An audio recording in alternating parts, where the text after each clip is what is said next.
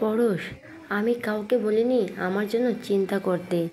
আর হ্যাঁ, ভালো করে শুনে রাখো, আমি বিয়ে করব না, মানে করবই না। ওকে বলে পরশ সিঁড়ি দিয়ে উপরে যেতেই দিশা চিৎকার শুনতে পায়। দিশা, আম্মু কি হলো তোমার? কথা বলছো না কেন? কাঁদতে কাঁদতে বলল পরশ। আম্মুর কি হয়েছে? সিঁড়ি দিয়ে নামতে নামতে বলল দিশা। ভাইয়া, আম্মু কথা বলছে না। পরশ, আম্মু, আম্মু কথা বলো। এই আম্মু, আম্মুর চোখে মুখে পানি দিতে হবে। তুই আম্মুর এখানে থাক, আমি পানি নিয়ে আসি। বলি পরশ পানি আনতে গেল। দিশা, আম্মু, আম্মু চোখ খোলো আম্মু। পরশ, আম্মু চোখ খোলো বলে চোখে মুখে পানি ছিটিয়ে দিল। দিশা, ভাইয়া আম্মুকে হাসপাতালে নিতে হবে, তুই গাড়ি বের কর। আমি হাসপাতালে ফোন করে একটা ক্যাবিন বুক করছি। পরশ, হ্যাঁ বের করছি। বলে পরশ গাড়ি বের করলো। দিশা, ভাইয়া আমি হাসপাতালে ফোন করে দিয়েছি। পরশ, তুই গাড়িতে ওঠ, আমি আম্মুকে গাড়িতে তুলছি। বলেই আম্মুকে কোলে তুললো। গাড়িতে নিয়ে দিশার কোলের উপর শুয়ে দিল। তারপর নিজের গাড়িতে বসে গাড়ি চালাতে শুরু করলো। দিশা, আম্মু চোখ খোলো, ভাইয়া তাড়াতাড়ি গাড়ি চালা। পরশ, তুই আম্মুকে ডাকতে থাক, আমি 5 মিনিটের মধ্যেই হাসপাতালে পৌঁছে যাব। দিশা, হ্যাঁ ভাইয়া। আম্মু, আম্মু 5 মিনিট পর। পরশ, এসে গেছি হাসপাতালে। বলেই পরশ আম্মুকে কোলে করে হাসপাতালের ভেতরে ঢুকলো। ডাক্তার, নার্স, আমার আম্মু। দিশা, ভাইয়া 420 নম্বর ক্যাবিন আম্মুর জন্য বুক করা হয়েছে, তুই 420 নম্বর আম্মুকে নিয়ে যা। আমি ডাক্তারকে ডেকে আনছি। নার্স, আপনি ভাইয়াকে সাহায্য করুন। বলে দিশা ডাক্তারকে ডাকতে চলে গেল। পরশ, নার্স চলুন। নার্স, আসুন আমার সাথে। আম্মু কথা বলো, তোমার কিছু হতে দেব না আমি। আম্মু। দিশা, স্যার। আম্মু আহাদের রুমে ঢুকে বলল। আহাদ, দিশা কি হয়েছে, এরকম করছো কেন? দিশা, আম্মু হঠাৎ করে মাথা ঘুরে পড়ে যাওয়ার পর আর কথা বলছে না স্যার। আমার আম্মু বলে কাঁদতে লাগলো। আহাদ, দিশা আম্মুর কিছু হবে না, আমি তো। তুমি কান্না বন্ধ করো বলে চোখের পানি মুছে দিল। দিশা, আম্মু ভালো হয়ে যাবে তো? আহাদ, ইনশাল্লাহ, চলো আমার সাথে বলে আম্মুর কেবিনের দিকে যেতে লাগলো। পরশ, আহাদ আমার আম্মুকে যে করেই হোক ভালো করে দাও। আহাদ, ভাইয়া আপনি চিন্তা করবেন না, আমি দেখছি আম্মুর কি হয়েছে। বলেই কেবিনের ভেতর ঢুকলো। পরশ, আজ আম্মুর এই অবস্থার জন্য আমিই দায়ী। বলেই পরশ কাঁদতে লাগলো। অপরদিকে অথই, আমি কিছুতেই বিয়ে করব না, আমি বাড়ি থেকে পালিয়ে যাব। কিন্তু পালিয়ে যাবোটাই কোথায়? দূর, ভালো লাগে না। কত স্বপ্ন দেখেছিলাম যে সালমান খানকে বিয়ে করছে, কত সাংবাদিক আমাদের ছবি তুলছে, কত মানুষ আমাদের দেখছে। কিন্তু সব স্বপ্নে পানি ঢেলে দিল সালমান খান। আমি তোমাকে ছাড়া অন্য কাউকেই বিয়ে করতে পারবো না, কখনো না। তুমি সুপারম্যানের মতো উড়ে এই কারাগার থেকে নিয়ে যাও। আমি, তুমি আর বল্টু এই 3জনই মিলে সুখে সংসার পাতাবো।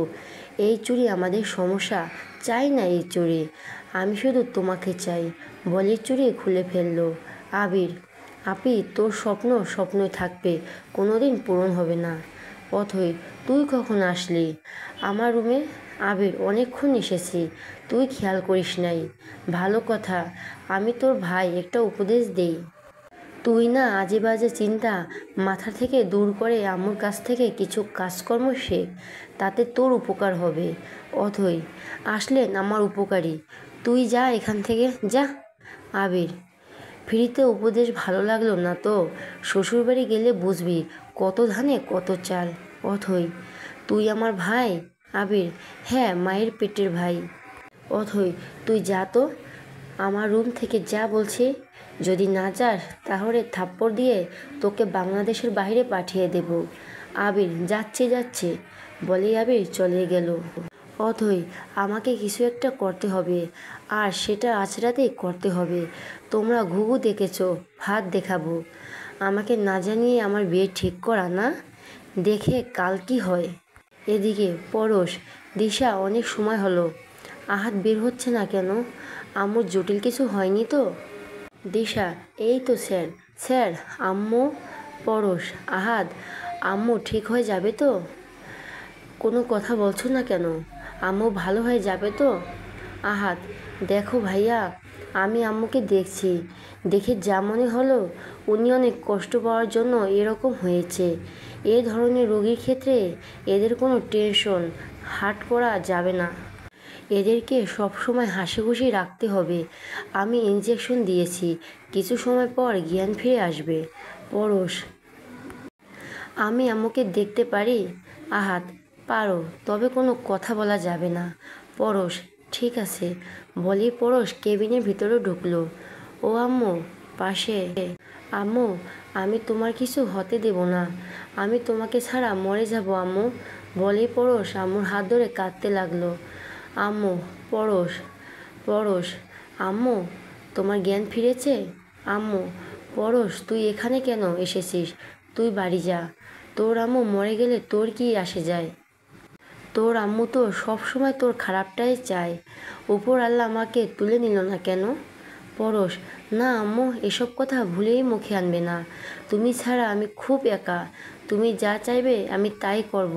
তুমি চাও আমি বিয়ে করি? ঠিক আছে আম্মু, আমি পরমিস। তুমি যে মেয়েকে বিয়ে করতে বলবে আমি সেই মেয়েকেই বিয়ে করব। শুধু তুমি ভালো হও আম্মু। বলেই হাতে চুমো খেলো। তারপর কেবিন থেকে বের হয়ে চলে গেল। দিশা, আম্মু তোমার জ্ঞান ফিরেছে? তুমি এখন কেমন আছো? আম্মু, আমি ঠিক আছি। তোর ভাইয়া কোথায় গেল রে? দিশা, জানি না। ভাইয়া কিছু না বলে হাসপাতাল থেকে বের হয়ে গেল। আম্মু, দিশা, একটা দারুণ খবর আছে। তোর ভাইয়া বিয়েতে রাজি হয়ে গেছে। দিশা, কি বলছো আম্মু? আম্মু, হ্যাঁ, আমি সত্যি বলছি। সামনের সোমবার তোর ভাইয়ার বিয়ে। তুই এক কাজ কর, তোর ভাইয়ার বসকে ফোন করে বলে দে। দিশা, ঠিক আছে আম্মু, এখানেই বলছি। বলে ফোন হাতে নিয়ে ক্যাবিনের বাইরে চলে গেল। পরশ, রাস্তার মাঝখানে হাঁটু গেড়ে বসে চিৎকার করলো। আমি পারছি না মিষ্টি, আমি আর পারছি না।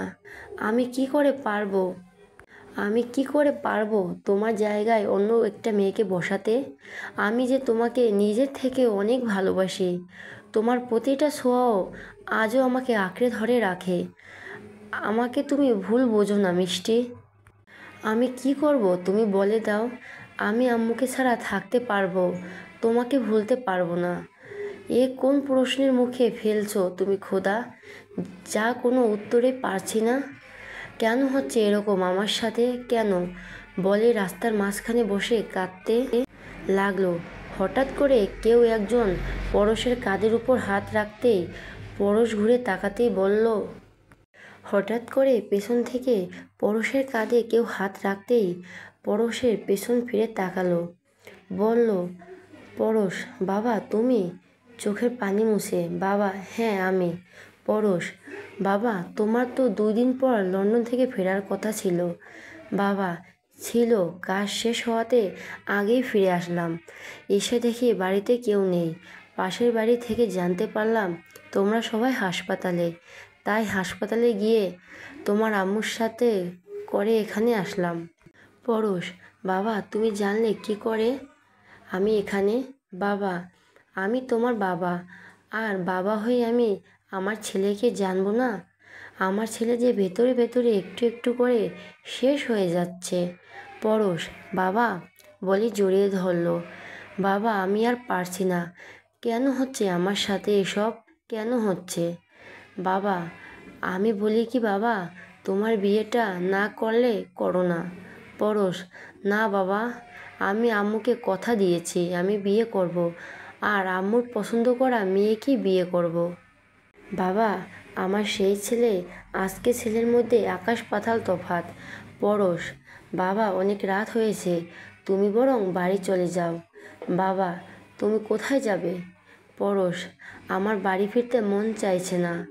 বাবা, আমি জানি তুমি এখন কোথায় যাবে, মনের কষ্টটা একটু হালকা করতে।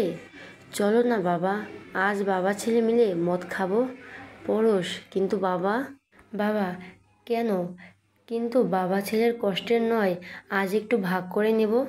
পরশ, ঠিক আছে চলো বাবা, বলে বাবা ছেলে দুজন মিলে মদ খেলো।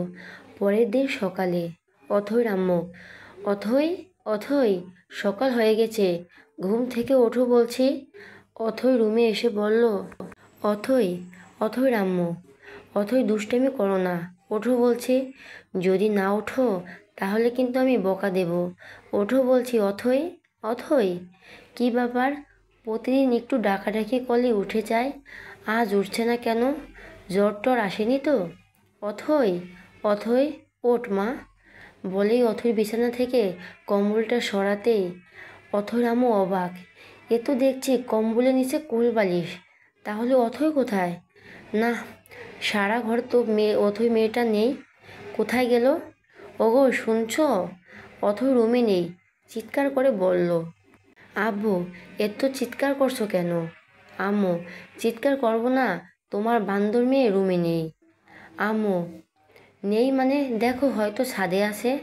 আবির, ছাদে আপনি নেই, আমি ছাদ থেকে এইমাত্র আসলাম। অথৈর আম্মু, আমার মেয়েটা কোথায় গেল? বলেই কাঁদতে লাগলো। আব্বু, কোথায় যেতে পারে মেয়েটা? না, আর পারছি না মেয়েকে নিয়ে। আব্বু, ছালমা, তুমি একবার ভাইজানকে ফোন করে অথৈ ওখানে যেতে পারে। আম্মু, হ্যাঁ করছি, বলে ফোনটা হাতে নিয়ে ফোন করলো। অথৈ মামু, হ্যালো ছালমা, আমি তোকে ফোন করতে চাইছিলাম, একটা ভালো খবর আছে। ছেলের বাড়ি থেকে ফোন করে বলেছে সামনের সোমবার বিয়ের তারিখ ঠিক করেছে। আম্মু, ভাইজান অথৈ তোমার ওখানে নেই? অথৈর মামু, না নেই, কেন, কি হয়েছে? আম্মু, ভাইজান সকাল থেকে অথৈকে কোথাও খুঁজে পারছি না, বলে কাঁদতে লাগলো। অথৈর মামু, কি বলছিস? তুই কান্না করছিস আমি দেখছি, বলে ফোনটা কেটে দিল। আম্মু, এই মেয়েটা একদিনের জন্য শান্তি দেবে না, এইবার পাই বিয়ের আগ পর্যন্ত ঘরে বন্দি করে রাখবো, টেনশন ছাড়া কিছুই দিতে পারে না। আব্বু, সালমা তুমি বাড়িতে থাকো, আমি রাস্তায় এগিয়ে দেখি, বলে বের হয়ে গেল। আবির, আম্মু কেঁদো না, দেখবে আপনি ঠিক ফিরে আসবে। ওয়েটার, স্যার, স্যার উঠুন, সকাল হয়ে গেছে, রাতে আপনারা এখানেই ছিলেন, এখন বাড়ি যান, বাড়ির সবাই চিন্তা করবে। পরশ, বাবা, বাবা, ওঠো, সকাল হয়ে গেছে।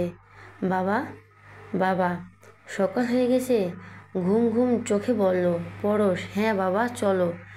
বাবা, চলো, বলেই দুজনে রাস্তায় এসে দাঁড়ালো। বাই, সকালের অনেকটা সুন্দর। পরশ, আমি আর তুমি অনেক দিন পর আবার একসাথে রাস্তায় হাঁটছি। পরশ, হ্যাঁ বাবা। বাবা, তুমি সামনের দিকে হাঁটতে থাকো, আমি একটা পানির বোতল নিয়ে আসি। বাবা, ঠিক আছে, বলেই সামনের দিকে হাঁটতে লাগলো। অথৈ, এ তো সময় নিশ্চয় বাড়ির সবাই জেনে গেছে বাড়ি নেই, আমাকে না বলে আমার বিয়ে ঠিক করা না, আমি সালমান খানকে ছাড়া কাউকে বিয়ে করব না। আচ্ছা, বাড়িতে কি হচ্ছে কে জানে, যাই হোক, আমার কি। রাতে আম্মুর ব্যাগ থেকে টাকা নিতে বসে হাতে কি ব্যথা লেগেছিল, এখানেও ব্যথা করছে। ভাগ্যিস বাড়ির দরজার চাবিটা চুরি করে রেখেছিলাম, তা না হলে তো আজ এত ভোরে বাড়ি থেকে পালাতেই পারতাম না। পেটের মধ্যে দেখছি ইঁদুর দৌড়াচ্ছে, আমার খুব খিদে পেয়েছে। পাবে নাই বা কেন, রাতে তো রাগ করে কিছুই খাই নাই। আশেপাশে একটা খাবারের দোকানও খোলা নেই, গাড়িও নেই, হাঁটতেই পারছি না। সালমান খান, তুমি দেখো তোমার জন্য আমি কত কষ্ট করছি, আমার মতো কষ্ট ওই কারিনা করবে না, তুমি দেখে নিও, একা একা বলতে লাগলো আর রাস্তা দিকে হাঁটতে লাগলো। হঠাৎ পরশের বাবার সাথে অথৈয়ের ধাক্কা লাগতেই অথৈ মাটিতে পড়ে যায়। পরশের বাবা, সরি মা, আমি আসলে দেখতে পাইনি, ওঠো মা ওঠো, বলে হাতটা বাড়িয়ে দিল। অথৈ, না আঙ্কেল, সরি। আপনি কেন বলবেন সরি, তো আমার বলা উচিত, আমি আসলে চোখে কম দেখছি। আসলে আঙ্কেল হয়েছেটা, আমার খিদে লাগলে মাথা গরম হয়, আর মাথা গরম হলে চোখেও সমস্যা হয়। বাবা, সব কিছু তো বুঝলাম মা, কিন্তু মা তুমি এত সকালে কোথায় যাচ্ছ? এত সকালে একটা মেয়ে নিরাপদ নয়, তারপর তোমার মতো সুন্দর মেয়েদের তো নয়ই। পরশ, কোথায় যাবে বাবা? কারো পকেট কাটতে যাচ্ছে? অথই, এই পচা কুমড়ো আঙ্কেলটা এখানেও? কেন জানি আমি যেখানেই যাই সেখানে এই আঙ্কেলটাও যায়। মনে হয় পুরো শহরটা নিজে কিনে নিয়েছে। বিড়বিড় করে বলল পরশ। কি আমি ঠিক বলছি তো? অথই, আপনার সাহস হয় কিভাবে আমাকে পকেট চোর বলার? আমি মোটেও পকেট না। আঙ্কেল, আপনি বলুন, আমাকে দেখে মনে হয় আমি চোর? পরশ, ও তুমি চোর নাও, চোরের মহারানী। চোররা তো পকেট থেকে 500 বা 1000 টাকা নেয়, আর তুমি পুরো 40,000 টাকা কেটে নাও। বাবা, তুমি এই মেয়েটাকে চেনো না। অথই, উনি আপনার ছেলে আঙ্কেল। আপনি তো কত ভালো, আর আপনার ছেলে একটা চিতাবাঘ, পেলে খামচি ধরে। বাবা, তোরা ঝগড়া করছিস কেন? পরশ, বাবা তুমি ওকে চেনো না, জানো এই মেয়েটা শপিং মলে আমাকে মিথ্যে স্বামী বানিয়ে 40,000 টাকা শপিং করে নিয়ে গিয়েছিল। অথই, আপনি কিন্তু আমাকে অপমান করছেন। পরশ, তোমার অপমান বোধ আছে বুঝি? অথই, দেখুন আঙ্কেল, সেদিন আমি শপিং মলে গিয়ে দেখি কত কত সুন্দর ড্রেস রাখা। আসলে ওই ড্রেসগুলো আমার জন্য বানানো হয়েছিল। কি সুন্দর ড্রেস! আর ড্রেস দেখলেই আমার লোভ সামলাতে পারি না। তাছাড়া ড্রেসগুলো আমাকে ছাড়া অন্য কাউকে মানাতো না। এর জন্যই মিথ্যে বলে ড্রেসগুলো নিয়েছিলাম। বলুন আঙ্কেল, আমি ঠিক করি নাই? বাবা, একদম ঠিক করেছো মা, আমি তোমার সাথে একমত। পরশ, বাবা? অথই, কি বাবা? হ্যাঁ বাবা। বাবা? অথই, অসভ্য মেয়ে একটা। অথই, খবরদার আমাকে অসভ্য বলবেন না। যদি বলেন না তাহলে কিন্তু। পরশ, তাহলে কি? বলেই অথই দিকে এগিয়ে গেল। একে আমার টাকাগুলো ফেরত দেওয়ার মুরুদ নেই, তার উপর বড় বড় কথা। অথই, কি করব? এই এড দিয়ে আপনার মাথা ফাটিয়ে দেব। আর টাকা তো আমি আপনার গোষ্ঠীর দিব্যি কেটে বলছি, আমি আপনার টাকা সুদ আসলে ফেরত দেব। পরশ, তা কবে দেবে? অথই, দেব একটা সময়। পরশ, দেব এক সময়? কোন সময়? ঠিক নেই। 1 মিনিট, তোমার কাঁধে ব্যাগ কেন? ও, আমি তো ভুলে গিয়েছিলাম। তোমাকে তো গতকালকে দেখতে এসেছিল, শুনলাম তোমাকে পছন্দ হয়েছে। তা যার সাথে তোমার বিয়ে ঠিক হয়েছে তার ঘাড় মটকাতে যাচ্ছ বুঝি ব্যাগটা কাঁধে নিয়ে? ওই ছেলেটার কপালই খারাপ যে তোমার মতো অসভ্য মেয়ে তার কপালে জুটবে। অথই, বাহ, এই পচা কুমড়ো আঙ্কেলটা একদম দারুণ কথা বলেছে। আমি তো ভেবে দেখিনি আমি ওনার থেকে টাকা নিয়ে ওনাকে ডিভোর্স দিয়ে সালমান খানকে বিয়ে করে নেব। বিড়বিড় করে বলল পরশ। এই যে। অথই, থ্যাংক ইউ আইডিয়াটা দেওয়ার জন্য। আমি আসি। আর হ্যাঁ, আপনার টাকাটা অচিরে ফেরত দেব।